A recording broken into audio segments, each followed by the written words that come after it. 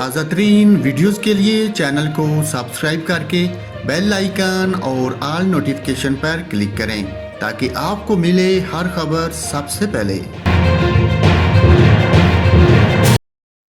اور ناظرین، کراچی کے مختلف علاقوں میں تیز ہواؤں کے ساتھ بارش کا سلسلہ جاری ہے۔ کراچی کے مختلف علاقوں میں کہیں ہلکی اور کہیں تیز بارش ہوئی۔ کینٹ اسٹیشن پر مسافر پریشان، پلیٹ فارم پر بنے شیڈ سے بھی پانی رسنے لگا۔ شہر قید میں صبح سے ہی گرمی عروج پر تھی اور سورج آگ برسا رہا تھا کہ ایک دم موسم میں تبدیلی آئی اور تیز ہوا کے ساتھ بارش کا آغاز ہو گیا۔ کینٹ اسٹیشن اور اطراف کے علاقوں میں بوندا باندی کا سلسلہ شروع ہوا جو بعد ازاں تیز بارش کی صورت اختیار کر گیا۔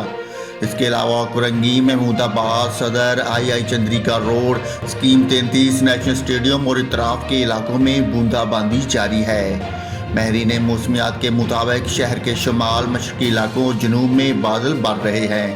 محکمہ موسم جہاں سردار سرفراز کا کہنا ہے کہ کراچی میں کل سے 2 اکتوبر تک طوفانی بارشوں کا امکان ہے۔